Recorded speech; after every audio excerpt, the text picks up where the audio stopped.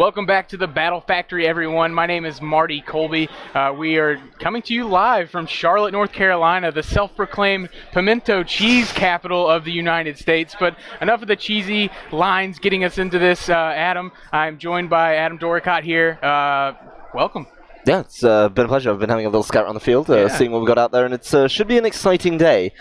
We had a pretty good match to open the day, nice and lively, I think, would be a good word to describe it, but moving on, we've got another match. Yeah. That's generally how we go with these things, and not to sound like a Jeremy Clarkson, we've got two of the best players in the world. Yeah, and I think a match is really understating it. These are two of the premier players in the VGC scene. We have a former world champion, a former regional international champion. So Wolfe Glick going up against Ashton Cox. What do you think about this one? Well, I mean, this is kind of Wolfe's region, and he's always done well, I think, on these East Coast events.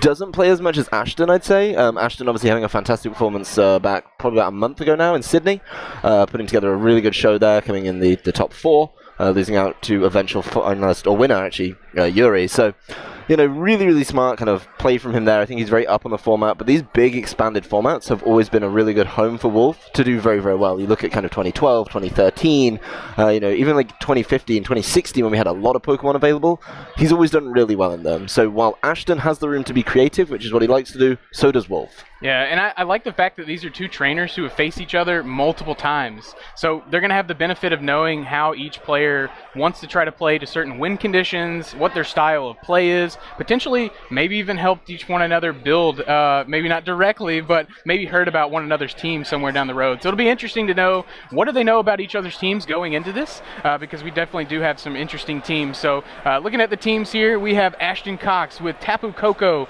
Amoonguss, Tyranitar, Tapu Fini, Aegislash, and Salamence, while Wolfe Glick is sporting a Charizard, Landorus, Aegislash, Tapu Bulu, Milotic, and Tyranitar. So what do you think about these two teams? Well, the one thing I'd say about both these teams is even though on the surface they may look like kind of standard Pokemon, from both these trainers you have to bear in mind that the sets and the choices they make and how they train and what move options they have available to them may not be the traditional. I think that difference is going to be the real kicker in this game and what sets the teams apart, because both Wolfe and Ashton have been known to basically say, hey, this Pokemon traditionally does this one thing, something like a Charizard.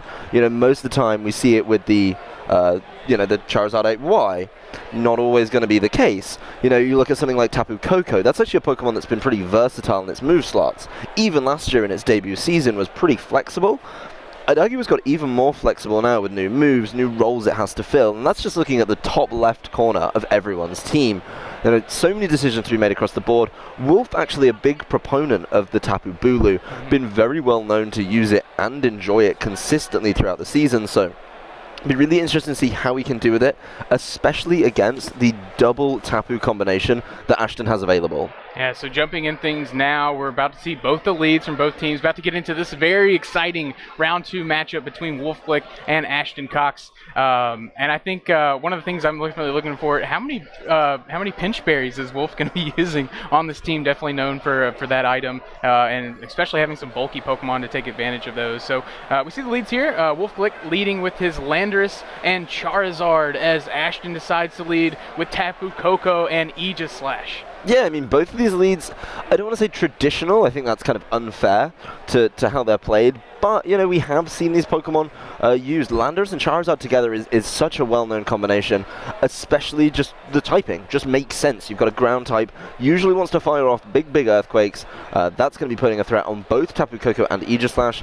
And whichever one that Landorus doesn't go for, well, Charizard's there to kind of tidy it up, especially if it can get into a position to get something like the Sun up, and then just start targeting down this Aegislash. Could put him in a really good position. I think turn 1, Wolfe definitely gets to go for it, and Ashton has to try and respond to that a little bit. Yeah, and it'll be interesting to see if the Aegislash on Ashton's side has something like a wide guard that could protect his side from that potential earthquake, from the Landorus. Both of these Pokemon weak to ground moves, so Landorus really intimidating both of these Pokemon. Yep, well, Landorus leaving the field, making sure that it's just not going to be causing any problems right now. Yeah, incoming the Milotic here.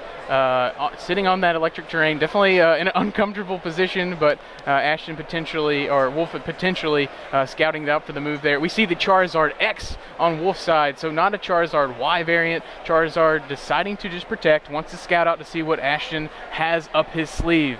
The Tapu Koko going for the Electro Web, going to do some damage to that Milotic here in the electric terrain. Not too much, as we see the speed drop. Oh, that's not good. And he loves that because it's competitive, so no Intimidate needed to get this Milotic going, as we see Aegislash just getting behind that substitute. Yeah, I mean, the big problem here, I think, for this Milotic is going to be that it has got its speed lowered. It did take a lot of damage from Electro Web, obviously the electric terrain helping out there. So this Tapu Koko, even though it activated the competitive, I don't think it's too threatened at all by this Milotic. I don't think there's really a move or choice on it to get it into a better position. And for Ashton, that turn went really well. He managed to get the Aegislash in a position with a substitute.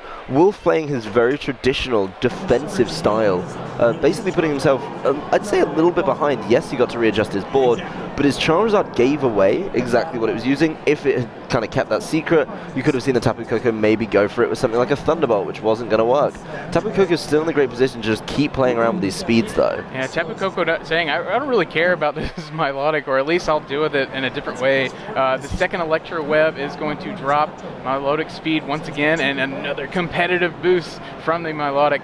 Charizard X, Flare blitzing onto Ashton's side, into the Tapu Koko slot. That's going to do a lot of damage, bringing it down to around 10% health, as the Aegislash going for a Ghost DMZ move right here. Yep, we've got to go for it, and I think that Icy Wind's actually been so important, or Icy Wind, the Electro Web, my apologies, on the way in, actually being really big here. Means this Milotic isn't going to get to move first, and potentially not be given the chance at all to try and deal with this this Aegislash. You know, we do see Aegislash with Never Ending Nightmare. Just get rid of that Milotic. It's getting all these competitive boosts. You don't want to give it the chance to use them. So hey, it's going to take a Never Ending Nightmare not very well, and pretty easily knocked out there by Ashton. Realistically, Ashton's taken one hit, while he's managed to remove one of Wolfe's Pokemon from play and lower the speed of the other. So Ashton's more aggressive style seems to be paying off. Yeah, and a really spooky Z move that is going to knock out the Milotic, not having to deal with two competitive boosts there. Would have been able to either break the substitute on Aegislash or knock out that Koko, as Landorus coming back onto the field. Yeah, I mean, Landorus now needs to start dealing some damage, I think, here. You know, it just needs to get some damage out. Maybe try and clean up on this Tapu Koko. If it's got a Choice Scarf, it will be able to start moving nice and quickly. And, of course, it's not worried about Electro Web. So we do see Landorus moving first here. And the Hidden Power revealing potentially a special set from this Landorus that Wolfe Glick has brought, as Tapu Koko taking that Charizard up into the sky with the Sky Drop. So interesting turn here. Yeah, I mean, Ashton kind of just covering those options, making sure he hits the Charizard, either gets it out of the way with Skydrop, or hits it with something like a Shadow Ball. You know, if the Tapu Koko were to go down from this Landorus, then he was just going to be able to get some damage there. We do see these Landorus sticking with those Hidden Powers. Yeah, potentially locked into a choice item there. The Hidden Power Ice, he was either scouting for a switch, or it definitely was going to break the substitute there. Tapu Koko releasing that Charizard back to the field of play, as Charizard X revealing that maybe it's a more bulky Charizard X with the Roost option to be able to stay onto the field longer than the massive attacking variants like a Dragon Dance one. Shadow Ball into the Charizard X. That's going to do a little bit over 50% and put it in range of potentially another Shadow Ball knocking it out. Yeah, it really needed that Roost, or else it was going to go down on that turn. So smart play there by Wolfe to just keep this Charizard around. It looks like this Landorus sticking with the Hidden Power, either trying to call a switch into something like the Salamence or the Amoonguss, which would definitely not appreciate Hidden Power if it's of the Ice variety. He is going to see what the switch is right now. Tapu Fini, probably not what he wants to see. Tapu Fini joining the party here. It's going to set the Misty Surge, getting rid of that electric terrain, and doesn't look like too many Pokemon were benefiting from the electric terrain there. Aegislash deciding to go back into shield form and protecting with the King Shield, and now it's up to Wolfe or basically what he decided to go for here. The Hidden Power Ice isn't going to do too much to either one of these Pokemon, potentially trying to knock out that Tapu Koko, but not doing anything to that Tapu Fini, as Charizard X just deciding to go for the Roost and get as close back to full health as it potentially can. Yeah, Wolfe kind of I don't want to say behind the curve here, but definitely not up to speed. He's down a Pokemon. He's now locked into a move with Landorus that isn't benefiting him as much as it could be. So he's probably forced to switch in the coming turn. With that in mind, that gives Ashton a little more idea on his targeting. If it's something like the Charizard that he wants to get rid of, now would be a good time to do it. And so he now has that option to maybe just double into this Charizard, either make the Roost play null and void, or just really start dealing damage early doors as something like this Tapu Bulu comes in, revealing that's going to be Wolfe's last Pokemon for the game. Right, and we see some Tapus switching around, controlling that terrain to their advantage. Tapu Bulu coming in for its partner Landorus here and setting up that grassy terrain. Charizard X will opt to go for the Protect as Tapu Fini targeting down that Tapu Bulu, and based on that damage, potentially Specs there.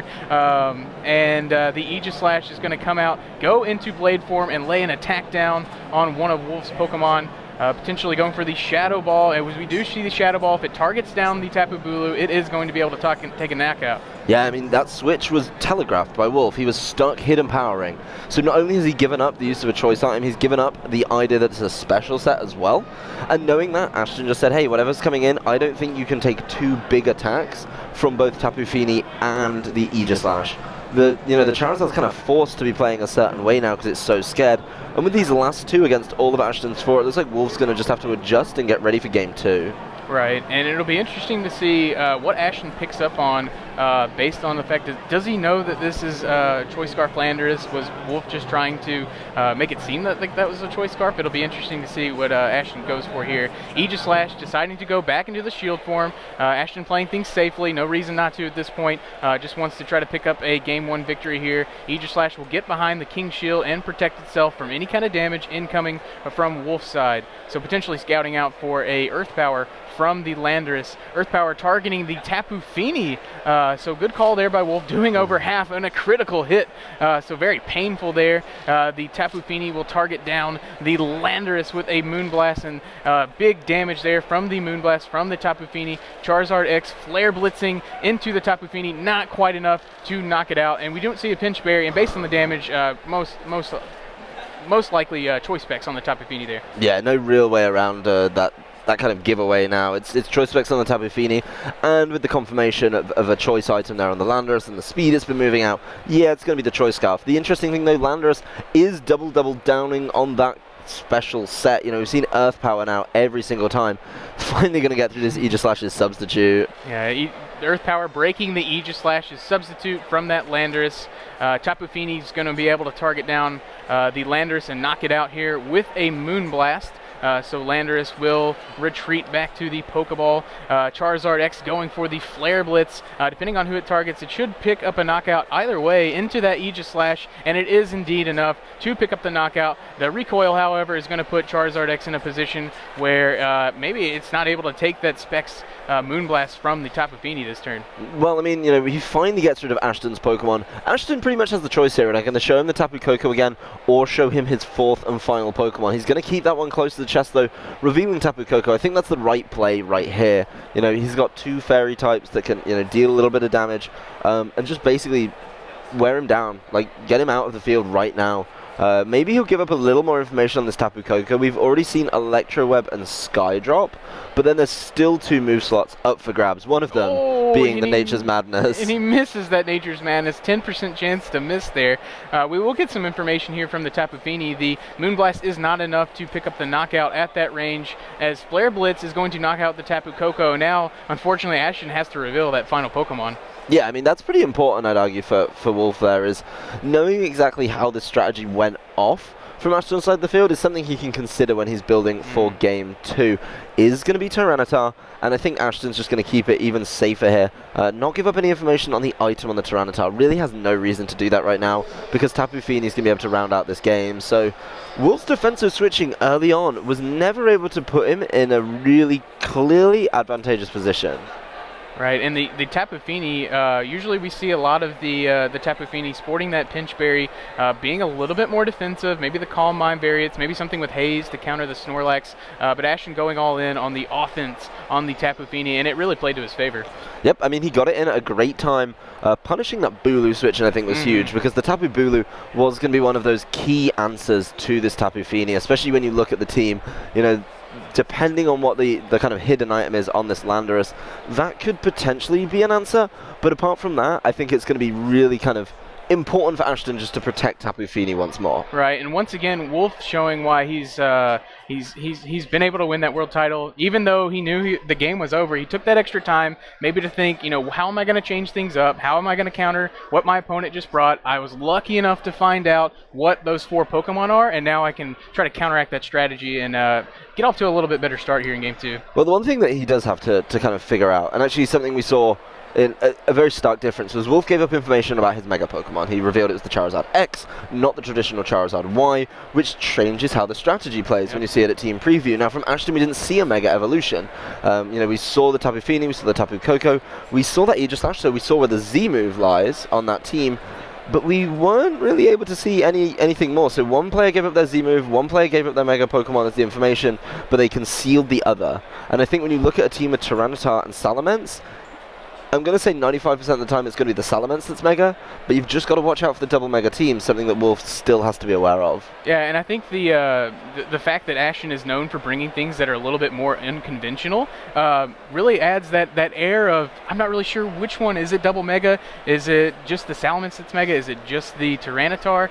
So just a little bit more of a guessing game for Wolfe, and I think that works to Ashton's advantage here. And before we get into Game 2, for those of you who are just joining us here at the Battle Factory, let's go over the teams once more. Ashton Cox sporting a team of Tapu Koko, Amoonguss, Tyranitar, Tapu Fini, Aegislash, and Salamence, while Wolfe is bringing a team of Charizard X, Landorus, Aegislash, Tapu Bulu, Milotic, and the Tyranitar. I think Wolfe's got a couple of adaptations to make. I think one of them is using Bulu better, and I think the other one might be weaving in an Aegislash somewhere, because the Aegislash should have a better matchup against Tyranitar. Maybe that Tapu Fini, it can kind of help out a little bit, because it's it's going to deal well with those Moon Blasts. So certainly something to look at. I will say the Charizard X seemed underwhelming, just because you were Flare Blitzing. It'd be really nice to hit the Aegislash, but he can't allow it to get a substitute up. That's so important here.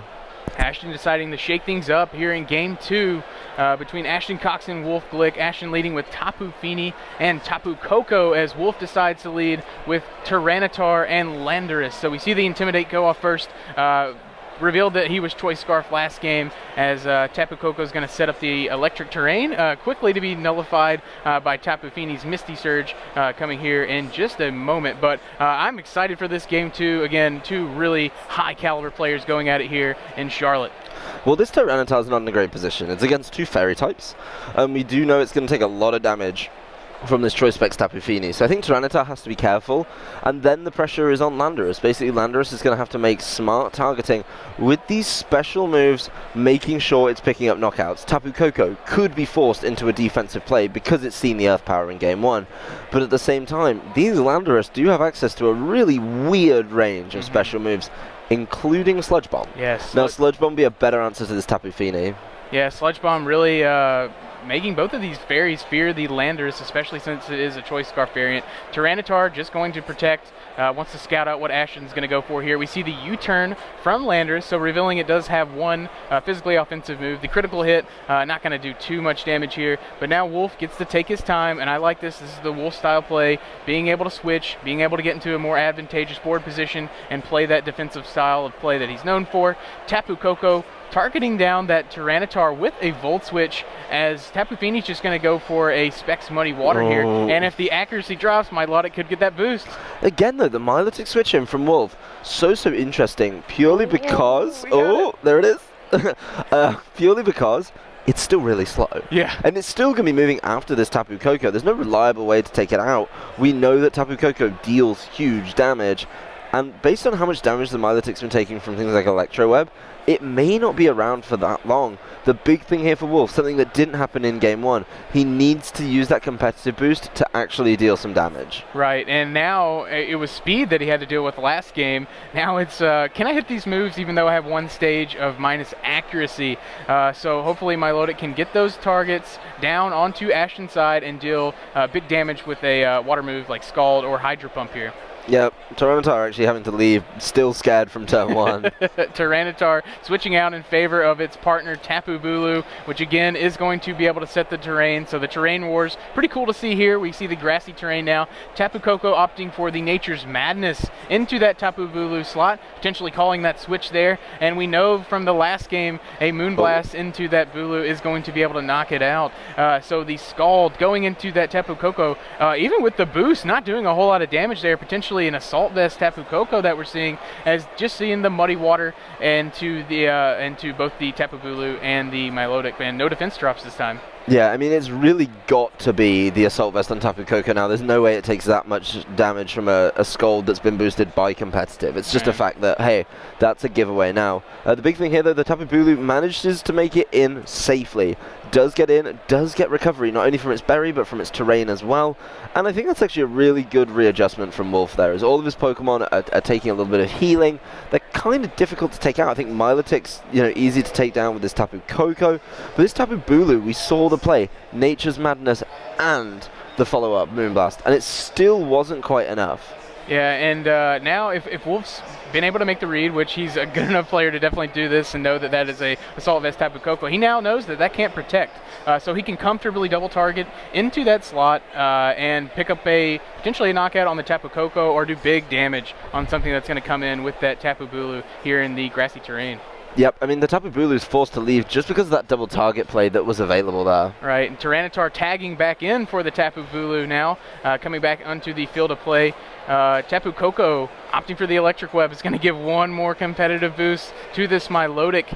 So Ashton hopefully banking on the fact that Milotic has less accuracy than it normally would, and is potentially going to miss a target here now at 2 stages of raised special attack. Muddy Water coming from the Finny. It's going to do some nice damage to that Tyranitar, even though it's in the sand and getting the boost. And we see the accuracy drop onto Tyranitar as Milotic just opting to go for a recover and sit on the field just a little bit longer. Yep, and this is another defensive play from Wolfe. The big thing here, though, he's now got 2 competitive boosts. His sky-high special attack, he does need to find a way to use it, and actually lowering his stats with Electro Web is really nice for Tapu Koko, because it's slow. Tapu Fini may be able to kind of double tag into it, make sure it gets 2 attacks there. The recover was important, but hey, he could Volt Switch and then just Moonblast his Milotic, because I really don't think he's scared of this Tyranitar. It took so much damage from Muddy Water on the way in. It took an Electro Web as well, so it's going to be moving much slower, and it's such easy pickings for this Tapu Fini right now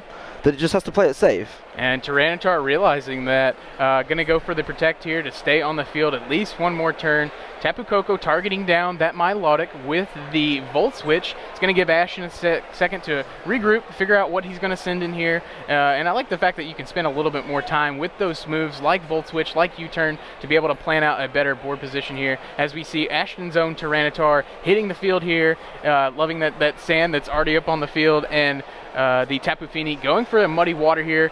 Tyranitar going to avoid that because of the Protect, and not going to do too much damage to the Milotic here since it resists that, as we see the Icy Wind from Milotic, and it's going to miss the Tyranitar, and it really needed to hit that. Well, the Icy Wind's big here because it hits Tapu Fini, and we saw them earlier actually, the Milotic moving first, then the Electro Web got into play, so kind of bringing that Tapu Fini back down to where it belongs. But the thing is, that Electro Web is really big. Milotic's not a quick Pokemon. Like, it knows that Tapu Fini is locked into Muddy Water, so it does just have those chances. It wants to sit there, it wants to grab those accuracy drops and then return fire. But it's, it's one of those situations where Wolfe's just taking a lot of damage with all his switching, and there comes a point where Ashton just makes the right call and picks off one of those Pokemon. Yeah, he's taking a lot of damage and not really doing back too much in return, so Ashton has really had his foot on the pedal this game, putting down the offensive pressure with the likes of a Choice Specs Tapu Fini, with the likes of an Assault Vest Tapu Koko, who can sit there and take moves and still stay on the field and do a lot of reliable damage here. And Milotic hasn't been able to show off those competitive boosts. We see the Rock Slide coming from Tyranitar, not going to be able to pick out the knockout on either one of these Pokemon, and we finally see the item on that Milotic, the Pinch Berry, giving back 50% via the Wiki Berry, as the opposing Tyranitar on Wolf's side opts to go for the Rock Slide as well, and hoping to get a flinch on that Tapu Fini. Oh, and it gets the flinch. So a huge flinch there. Tyranitar avoiding the knockout on Wolf's slide by the simple fact that it flinched that Tapu Fini and didn't have to take that Muddy Water.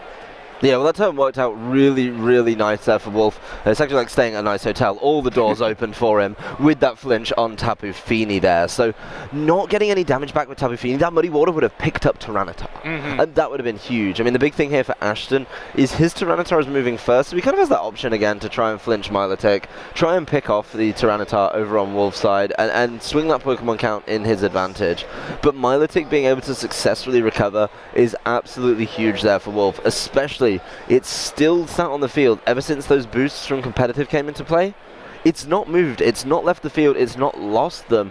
So it may be able to kind of sweep the back of Ashton's team as long as he doesn't get caught by anything like a Rock Slide flinch. Doesn't get caught by anything like Tapu Koko just coming in and exploding. Yeah, I think Wolfe's identified that Milotic is his win condition. We see both a double miss. And another miss there. Rock Slide. Usually you're banking on it flinching and hoping that it hits, and both targets avoiding that Rock Slide. We see another miss here as both trainers just kind of throwing up their hands saying, when are my moves actually going to hit on the other side of the field? Muddy Water will be enough to pick up the knockout on the Tyranitar on Wolfe's side as we see another accuracy drop, and this is a third competitive boost, Adam. Yeah, well, Ashton really can't allow this Milotic to move, because if it gets to move, then it's just going to start knocking things out willy-nilly, and that's just not okay right now for Ashton's play. So this Tapu Fini needs to start dealing a little more damage. I do wonder if there comes a point where Tapu Fini has to leave the field to come back in and do something other than Muddy Water, particularly because it's low. It could get picked off by this Landorus. You know, this Tapu Bulu's going to hurt it as well. Wolfe's gone all in on beating this Tapu Fini, and that's something he needs to adapt to real fast. Yes, and looks like Tapu Bulu is going to be able to outpace both of these Pokemon on Ashton's side, so really threatening a knockout with a grass move onto either one of these Pokemon, probably even if Tapu Koko switches in here. Yeah, I mean, if Tapu Koko comes in, it's just not going to be able to withstand the huge damage coming from either side of the field. Yes, getting rid of Grassy Terrain would be great, but then it just kind of still has to take Wood Hammers. It still has to take Horn Leeches on the way in, and that's something no Tapu Koko wants to do, especially not from its younger and as many people consider lesser brother, Tapu Bulu. It's literally like being beaten up by your younger sibling. Yeah, I'm a fan of Tapu Bulu, but I find myself having to defend it whenever I put it on teams. It's your younger sibling who has less responsibilities and has more time to go to the gym.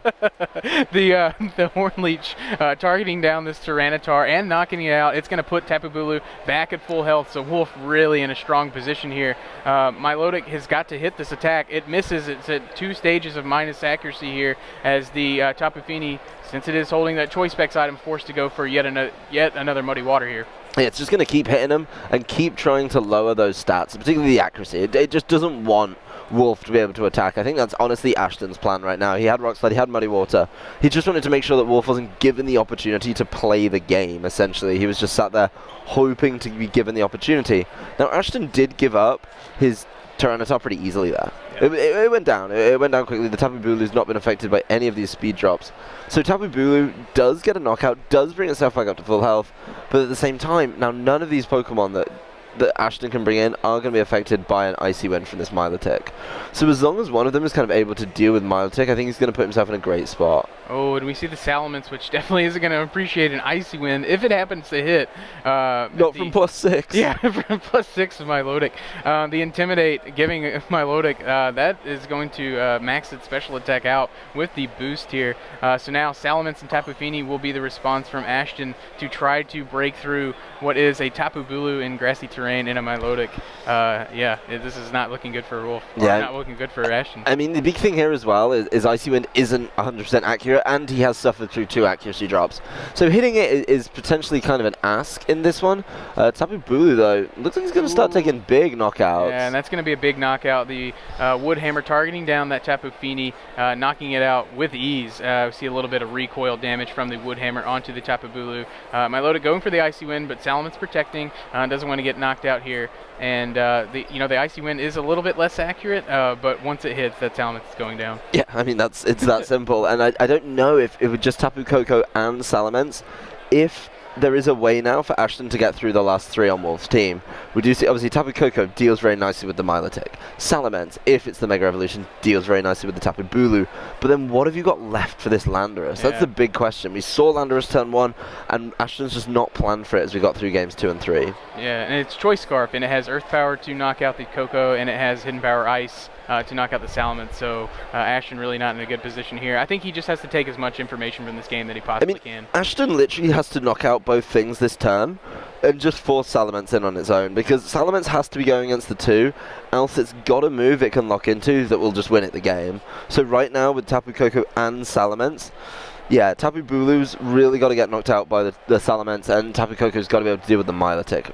It's got to be this turn, because I think if you get in a situation with kind of 2-on-2, it's not so hot. Tapu Bulu switching out in favor of its partner Landorus is going to be able to intimidate what could potentially be a mixed or a physical Salamence, and Intimidate not really doing too much to Tapu Koko other than weakening its Sky Drop here. We see the Mega Evolution from Salamence turning into Mega Salamence, so he'll get that powerful Aerialate ability here.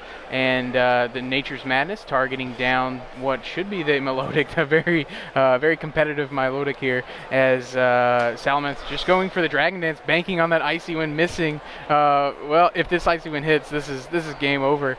Yep, it's the only way. Milotic's going to go for it. It's going to hit both Pokemon, so that is going to be enough to knock out both of these Pokemon at the boost. Oh, wow. Does not knock out the Tapu Koko, but does get the speed drop. So interesting there, even with the boost, not knocking out this Tapu Koko. Yeah, I mean, Tapu Koko, again, that Assault Vest coming in so handy, keeping it around on the field. I think, that's a good piece of information for Wolfe to take. But you do wonder, as we've played this game, what has he done to deal with Milotic? He left Tapu Koko in the back, and now Tapu Koko's on its own, facing a Choice Scarf Landorus. I mean, Dragon Dance wasn't a bad play, but was there not something that he could have done to just try and double into that Milotic? Usually when you see Nature's Madness, it comes with an immediate follow-up move, and there just wasn't one there for Wolfe. This Salamence may be kind of lacking in an option there to reliably hit. Yes, it was scared of the Intimidate, but at least if you fished with any damage, you have the chance for a critical hit. You have the chance to just do more damage than you expected, and all would be well in that one. So maybe kind of Ashton, I don't want to say giving it up at the end, but really just confirming the result for Wolfe here. Yeah, and I really like the hallmark of a really good player like Ashton. He knew that game was over, and you could see him sitting on the forfeit button, but taking the extra time to figure out what he's going to lead here in Game 3 so that he can play around that Milotic a little bit more effectively. Yeah, I mean, that one, the big thing I'm going to say for Milotic, it's not really a stunning tip. Don't just sit in Icy Wind and Electro Web it. I mean, don't Electro Web it on Muddy Water, actually, in Ashton's case.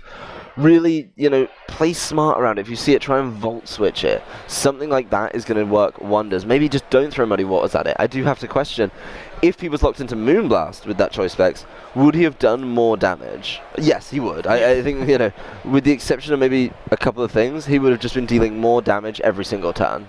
Right, and for those of you who are joining us for this Game 3 between Ashton Cox and Wolfe Glick here in Charlotte, North Carolina, the teams, we have Tapu Koko, Amoonguss, Tyranitar, Tapu Fini, Aegislash, and Mega Salamence on Ashton's side, as Wolfe Glick is sporting a team of Charizard X, Landorus, Aegislash, Tapu Bulu, Milotic, and Tyranitar. And what do you think here? What's going to happen? Who do you think has to make the most adjustments? I really think Ashton, based on that last game, just Wolfe plowing his way through with that Milotic. Go back to something like the Aegislash. Mm-hmm. He switched it up, and it just wasn't as effective. We saw that Aegislash leave. The Aegislash that worked so well for him in Game 1 when he was able to find that window for a substitute.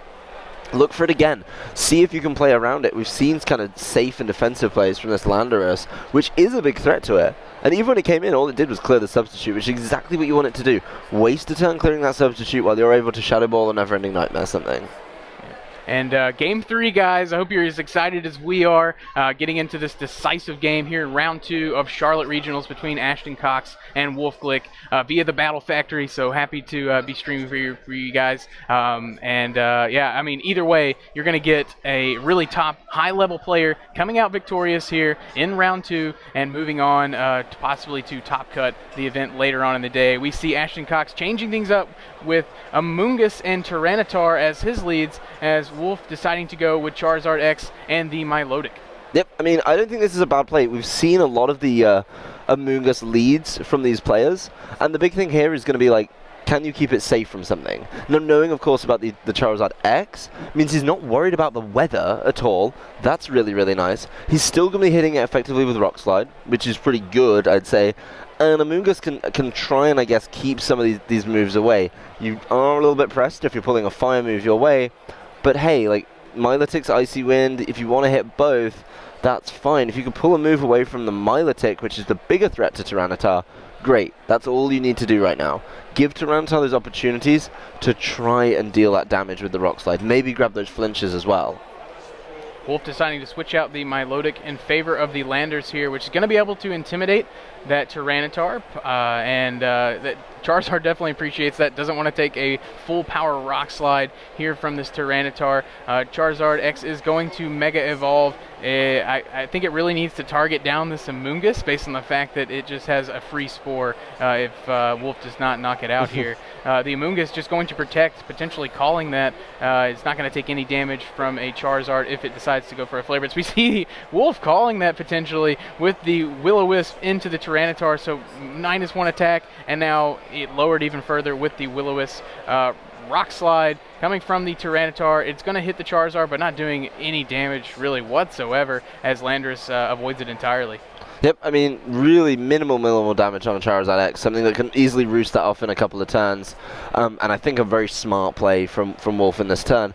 Basically knowing what Amoonguss's trick is, and Amoonguss's big deal in every game it plays is to frustrate and distract your opponent from what is a real threat on the other side of the field.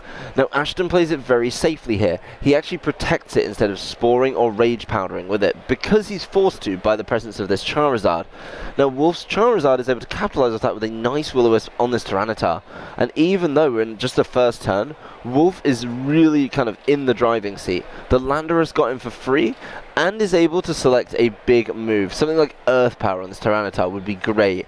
We're giving the Charizard the opportunity just to Flare Blitz this Amoonguss.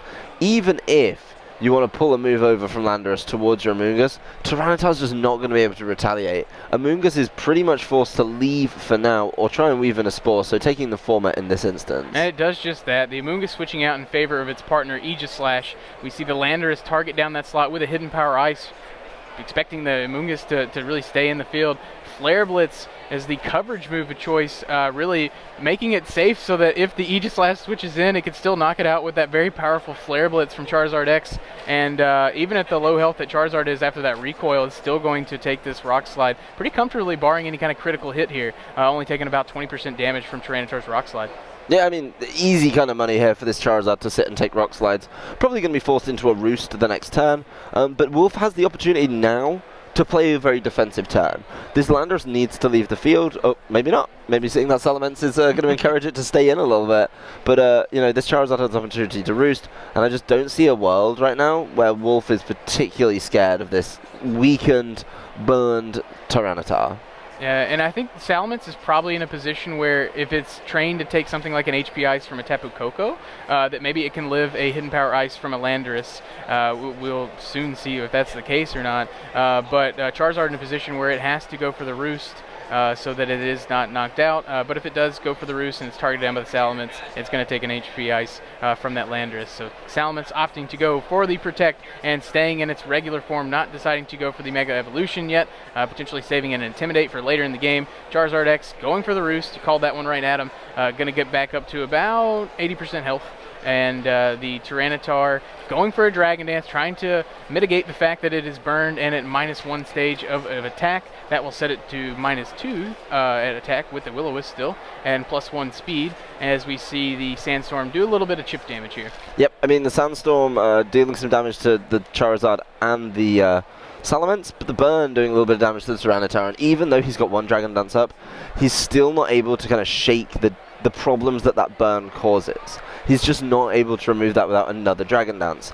The big thing here for Wolfe, actually, is we see this Choice Specs variety of the Landorus, and usually it's kind of hard to play with, But now he's forced into a position where it's actually easier to make the decisions. We see Amoonguss come back in, not going to appreciate Hidden Power Ice, and then it's going to be tough, I think, for Charizard. Yeah, Hidden Power Ice, the move of choice, of course, no pun intended, into that Amoonguss. As Tyranitar going for a Dragon Dance, probably just saying at this point, I've got to get Rock Slide flinches to get back into this game. So +2 speed now, -1 stage of attack.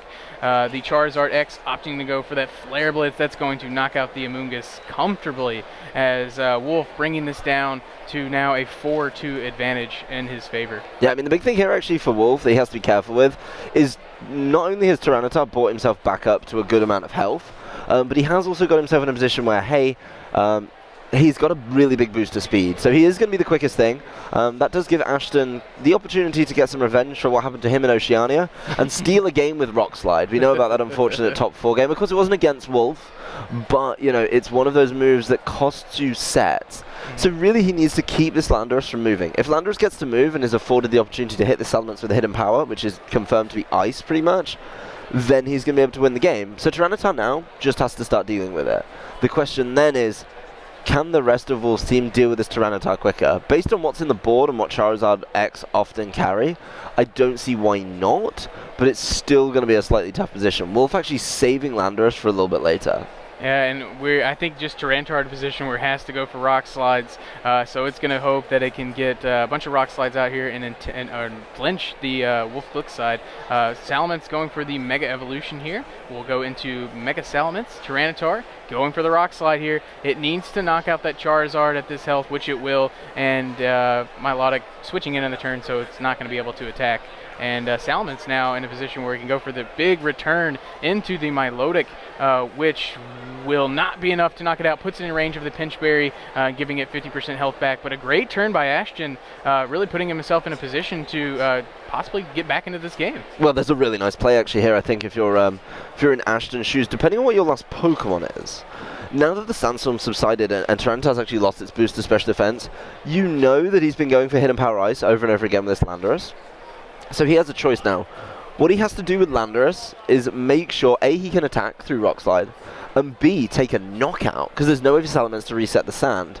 So if he can get the knockout with the Earth Power, then he just needs to either have a Pokemon in the back that deals with the Salamence, or he's just going to need, you know, some other way around it. Oh, it misses the Milotic. It really needed to hit that. An Icy Wind or Hidden Power Ice can now knock out that Salamence, potentially at the range that it's at. We do see the Hidden Power Ice. Is it going to be enough to knock out the Salamence? No, it is a bulky Salamence on the specially defensive side. Return at -1 is not going to be able to knock out this Milotic, and Icy Wind potentially is going to seal this one. It hits both Pokemon on Ashton's side, so yeah, we see Ashton kind of putting his headphones down on that game.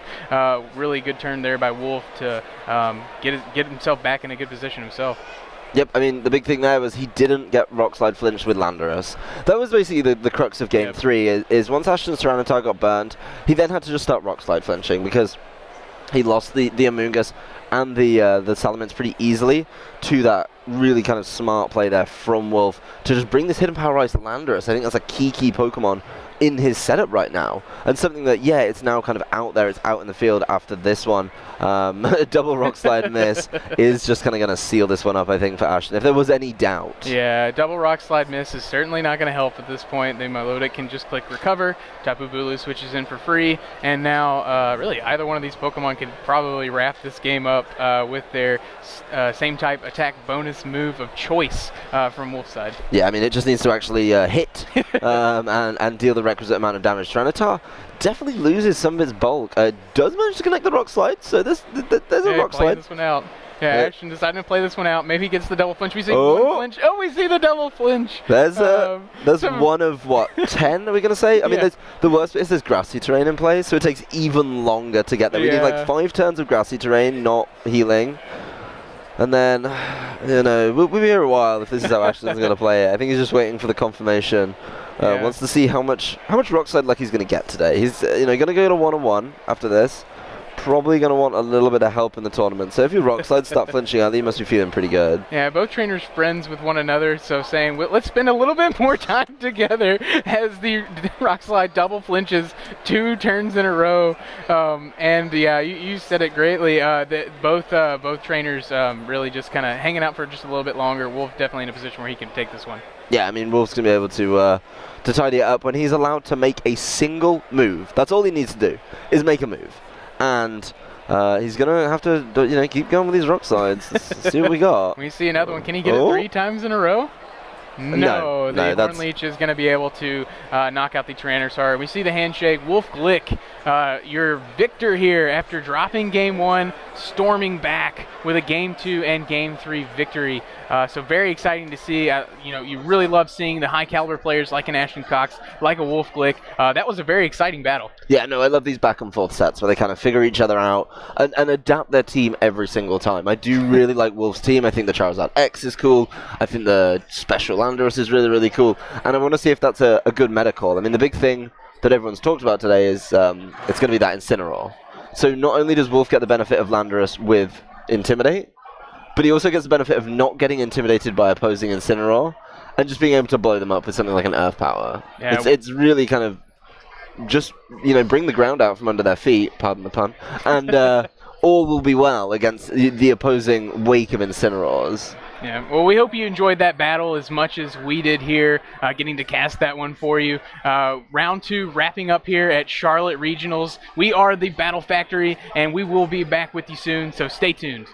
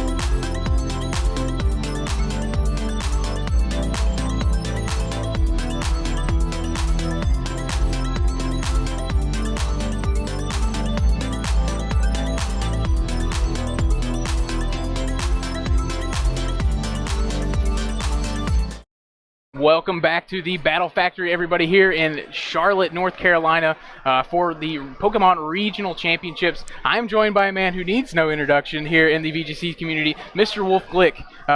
Wolfe, how did the match go? It wasn't super clean, It was, I want to give a shout out to Ashton first and foremost because he's a friend, and this is, I think, our 4th time we've ever played, and he just has such a positive attitude that, regardless of how the sets go, I always have, I genuinely have a lot of fun playing him, and I didn't feel super stressed or, of course, I was still trying to win, but he's just a really upbeat, really positive guy, and I definitely wasn't the most, clean set I've played. There was a lot of factors involved, a lot of, things that had they gone differently, I think I would have lost, so he had, every right to be upset, but, of course, he's just such a positive guy that he wasn't. So, of course, I would have liked to play better. I feel like I could have, I wasn't playing necessarily at my, peak potential or, close to it, but I'm still happy that have like had a fun set against a friend. So yeah, and you could definitely see that on stream as we were watching you guys. The camaraderie that's there. One of my favorite things about the Pokemon community is that it's handshakes, it's good luck, have fun, and really just two people enjoying the game, especially high caliber players like yourself. So I'm really interested to get into the team dynamic that you brought here today. Saw a really couple interesting Pokemon and just a really interesting team in general, but I think the one that I want to talk about the most is the Landorus set and your decision to go with a special variant. How did the metagame shift? And did something like Intimidate Incineroar factor into your decision? Actually, not a ton. So I actually almost brought this team to the Dallas Regional Championships at the end of January, but I was originally planning to build this, or to bring this team, a variant. It was like a Assaultless Landorus T, and some stuff was slightly different, but it was really similar to, it was the same Pokemon and very similar sets to what I'm using today, but I realized that I had like a very poor matchup against Como, like Calmu, and it was just like it was such a bad matchup that I didn't really want to have an auto loss matchup. So in the end, like I had the Steelix team, and I was like, oh, this is funny. Like I have fun when I play this. It's not super good, but I like it. So I decided to do Steelix. But yeah, so this is actually a team. This is one of the first teams I built in the format. I was originally planning to take it to Dallas, but in terms of Landorus T, the fact that it's like the real thing that's influenced me on like deciding like the set. So I guess it's like kind of unusual because it's holding a choice scarf, and also it's the special side, whereas normally Landorus is on the attack on the physical side. But I like when I build teams, I really like to have. I don't like to have pieces that kind of like interfere with each other, and Tapu Bulu's Grassy Surge cuts the power of Earthquake in half, and so I knew that I didn't want to use. I knew that I wanted to intimidate Pokemon because I had Charizard. I didn't want like Incineroar. I didn't want Scrafty because it didn't have the power or the speed. So I ended up going with Special Landorus, and originally it was Assault Vest, and I changed it to Choice Scarf actually after playing a good bit of singles just for fun, and because in singles like there's less speed control, so speed feels a lot more important, and so it kind of made me realize like the importance of how like having like a Pokemon that's fast. So I really do enjoy the bulk and the flexibility of the Assault Vest variant. I kind of miss it sometimes, but like in that set, it was like really nice to outspeed a Salamence, for example, and to be able to outspeed his T-Tar even after one Dragon Dance. So yeah, that was kind of my thought process. Cool. Yeah, it's interesting to hear too. For those of you who are single battlers looking to pivot into the VGC format, someone like Wolfe, who's been known as a doubles competitor for most of his life, taking championing the Bewares in the GBA, definitely try your hand at it. And I think the other thing that I wanted to really talk about too was the Charizard set. I love that set. Thank you. It really fits with what I think is your niche, the defensive playstyle, getting into an advantageous board position with bulkier Pokemon. Yes. And opting to just have one attacking move like the Flare Blitz, we don't really see a lot, but it really worked for you. Talk about the inception of the idea behind the Charizard. So this is actually like this team is kind of a version of the team that I brought to 2015 Worlds, which is like Charizard X, Zapdos, Scrafty, Aegislash, Landorus T, and Milotic. So it's got like a bunch of the same Pokemon, but the introduction of Z moves and the introduction of Tapu Bulu I think really improved the core, and also just like I think I got better over the years. So I think this team is like a little bit more offensive, which I think for a defensive team is good. But I really love Charizard X. I think a bulky fire type with recovery and Will-O-Wisp is really nice. And the core here of the team is Charizard, Bulu, and Milotic because they just all cover each other really well, with Bulu being able to overwrite Grassy or Electric Terrain and Psychic Terrain, and also Misty Terrain and threaten Feeny. Charizard being able to burn the things that threaten Milotic. My Milotic's really specially bulky, and so when you pair it with Intimidate and Scald Burns and Will-O-Wisp from Charizard X, which you can always burn with Tapu Bulu overwriting Misty Terrain, and then Milotic providing speed control of Icy Wind, and also protecting the other two from Intimidate. Like it's just like it's a core that I really like the synergy of. And so like I kind of started with Charizard because I was like, oh, this team is cool. Like I want to update it. And like the reason why I ended up bringing it today was because like actually sorry, this is like a bit not about Landorus specifically, but like I mentioned, I built this team before, but I decided to bring it today because of Incineroar increasing the amount of Intimidate in the metagame, and when I saw people using Milotic, like I didn't see anybody who I thought was like really doing it correctly, so I wanted to see if I could do it, like if it was possible to play Milotic the way that I thought it could be played, because I think like a lot of people say Milotic is kind of like a Gastrodon, it's like kind of like a mid-tier Pokemon that like it sits around and it doesn't do anything, but I've always felt like well played Milotic can be really threatening, and so far my first two matches I definitely feel like it's my MVP because it's just like it like offers a lot of pressure and it has a lot of staying power as well, so Yeah, that was all over the place. I like Charizard. Yeah, That's the answer. it's a nice transition into what I was going to ask you as Yeah. one of the final questions. The Milotic, really the elephant in the room, other than Intimidate and Incineroar. Yeah. I think one of the things I'd like to hear from a player of your caliber, the decision to go with. I know you're known for your pinch berries. You love Yeah, those. I do. See them all the time, so and you good. play so well with them. But talk about, if you could, the decision to go with a Wiki Berry over something like an Adrenaline Orb. I wanted the Mago Berry, but I checked this morning. I was like, oh, Mago Berry's better. Araquanid keeps bug biting me, and I didn't have one. And I was like, oh my god, I have to use a Wiki Berry, so I hope nobody bug bites me. But actually, okay, that's actually the 50% berries, I think, actually are the reason why Milotic is, like, in my opinion, like a really good Pokemon this year. Back in 2015, we ran Citrus Berry was normally on something like Zapdos, and you could only have one Citrus Berry, so Milotic normally didn't get it. So normally you ran the Marangara Berry or the Maranga Berry. I forget which one it is. It's the one that raises your special defense when you're hit. Yeah, exactly. And so that was like fine, but the thing is that it's really nice, like as you saw in that match, like Milotic has Recover, but when you think about Milotic being like a super bulky Pokemon, so it's already really bulky naturally, and then you pair it with Grassy Terrain to eliminate terrain type attacks, and then you pair it with Intimidate to like weakens physical attacks, and then you consider Minus Train to be very specially bulky, and then you consider Will-O-Wisp from Charizard and Scald from itself and Icy Wind controlling the speed, so it's very good at kind of sitting there and just being annoying and not going away. And then when you add in the 50% berry, because like Milotic can heal itself naturally with Recover, which is obviously a great option, but sometimes you want to attack and you don't want to get KO'd. Right. Or you want to be able to take a double attack and then Icy Wind back. So with all that in mind, I just think the 50% berry, the Wiki Berry in my case, is just a really, really powerful option because it lets Milotic, like, it means that you don't have to spend half your turns using Recover, and it also lets you essentially have 150% HP if you play Milotic correctly, so that, like, you have longer before you need to recover in the first place, and you like are less like prone to being taken out by a double attack. So yeah, I really like the 50% berry on Milotic, and I think it just makes it so much better. Yeah, that's definitely a good call there.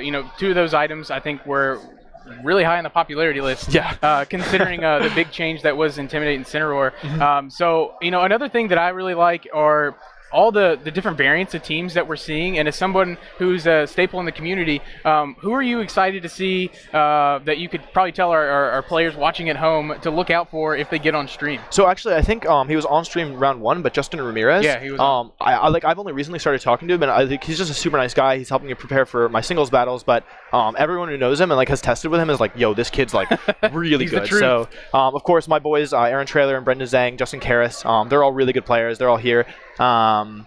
Yeah, Tommy Couline's here, but he's not playing. So yeah, he's over here casting. Yeah, he's casting. He's doing fighting the good fight. But yeah, like in terms of the thing is that like this format, I feel like there's a lot of room for a lot of breakout performances and a lot of like I feel like really anyone can do well in this format. So well, actually no, I don't believe that. Like I mean, of course anyone can do well, whatever. But yeah. I definitely think that I think this is a format that's more similar to past formats, so I feel like what I meant to say was like I feel like a lot of the players who have done well in the past are a lot of players who are more familiar with like 15 or 13 than they were with 17 or 16. I feel like this is the format where they can kind of return to prominence and do well. So with Pokemon, it's a game where really like anybody could win at any time. Like anyone could win any tournament. Yeah. And so it's kind of hard to make a call. But Ashton as well. There's a lot of really good players here. I've had 2 really good opponents so far, just in like the first 2 rounds. So yeah, really like there's a lot of up and comers. I would say like pay attention to the big names, pay attention to the guys who like have done well before, but also keep an eye out for new stars, because I definitely think this format is one where people could have big breakout performances as well. Yeah, and you heard it from the man himself. Anybody can win with in this format. So clip that on your Twitch at home. Use that as your Shia LaBeouf, motivational piece. I was told I look like him. Can I get an opinion in the chat? Do I look like Shia LaBeouf? We'll get confirmation on that after the break. I will come. I'd like some numbers. Yeah, so we're gonna wrap things here. Thank you so much for joining. Thank you very much for the interview here. We're gonna kick it back to round 3. So stay tuned here at the Battle Factory. We'll see you soon.